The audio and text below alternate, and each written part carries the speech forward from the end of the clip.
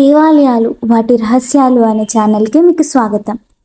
అయితే ఈరోజు నేను ఏ ఆలయం గురించి చెప్పబోతున్నాను, అంతేకాకుండా ఇది నా ఛానల్లో మొదటి వీడియోని స్వర్ణగిరి ఆలయంతో ప్రారంభిస్తున్నాను. మరి ఇంకెందుకు ఆలస్యం, స్వర్ణగిరి అందాల గురించి మాట్లాడుకుందాం. ఇంకా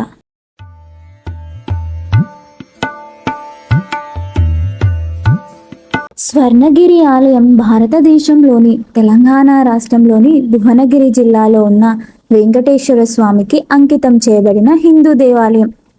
ఈ ఆలయం ఒక కొండపై ఉంది మరియు దక్షిణ భారతదేశంలోనే అతి పెద్ద మరియు అందమైన వెంకటేశ్వర దేవాలయాల్లో ఒకటి. ఈ ఆలయాన్ని మానపల్లి కుటుంబీకులు నిర్మించారు మరియు 2024లో ప్రతిష్ఠించారు.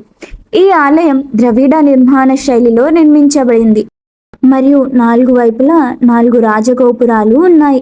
ఆలయంలో ప్రధాన దేవత 12 అడుగుల ఎత్తైన వెంకటేశ్వరుని విగ్రహం. ఇది తెలంగాణలోనే అతిపెద్దదిగా చెప్పబడుతోంది.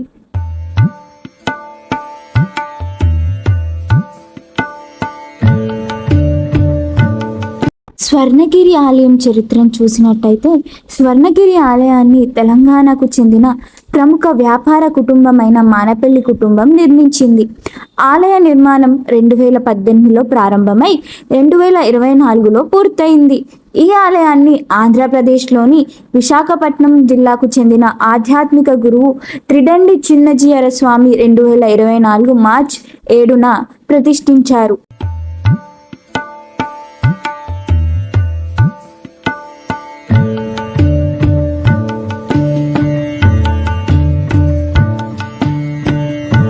ఆలయం యొక్క ఆర్కిటెక్చర్ చూసినట్లయితే, స్వర్ణగిరి దేవాలయం ద్రవిడ నిర్మాణ శైలిలో నిర్మించబడింది.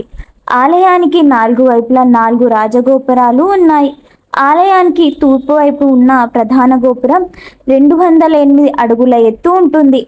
ఆలయంలో మహామండపం, కళ్యాణ మండపం మరియు గోశాల సహా అనేక మండపాలు ఉన్నాయి.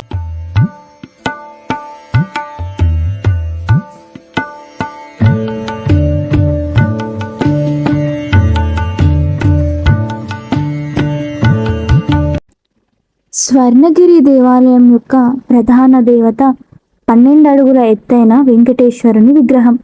ఈ విగ్రహం నల్ల గ్రానైట్తో తయారు చేయబడింది మరియు బంగారం మరియు వెండి ఆభరణాలతో అలంకరించబడింది. విగ్రహం చుట్టూ అతని 2 భార్యలు శ్రీదేవి మరియు భూదేవి విగ్రహాలు ఉన్నాయి. ఈ ఆలయంలో శివుడు, విష్ణువు మరియు గణేశుడు, శ్రీకృష్ణుడు వంటి విగ్రహాలు కూడా ఉన్నాయి.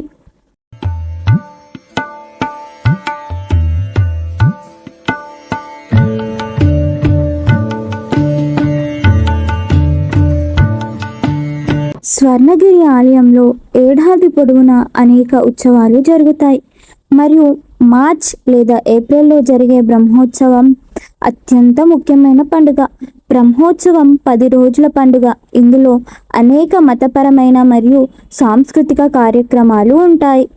ఆలయంలో జరుపుకునే ఇతర ముఖ్యమైన పండుగలలో వైకుంఠ ఏకాదశి, కృష్ణ జన్మాష్టమి మరియు దీపావళి కూడా ఉన్నాయి.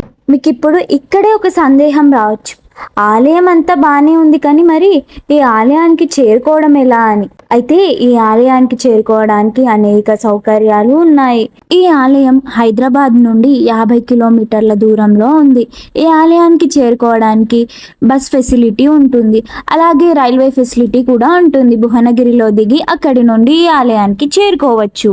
స్వర్ణగిరి ఆలయ సమయాలు ఉదయం 5 నుండి మధ్యాహ్నం 2 గంటల వరకు మరియు సాయంత్రం 4 నుండి రాత్రి 9 గంటల వరకు ఈ ఆలయం ప్రారంభంలో ఉంటుంది. ముఖ్యంగా ఈ ఆలయం యొక్క ప్రత్యేకత గురించి చెప్పాలంటే, ముఖ్యమైన ప్రత్యేకత ఏమిటి అంటే, ఈ కోనేరులో అనంత పద్మనాభ స్వామి మనకు దర్శనమివ్వడం. ఇదండి ఈ ఆలయం యొక్క ప్రత్యేకత.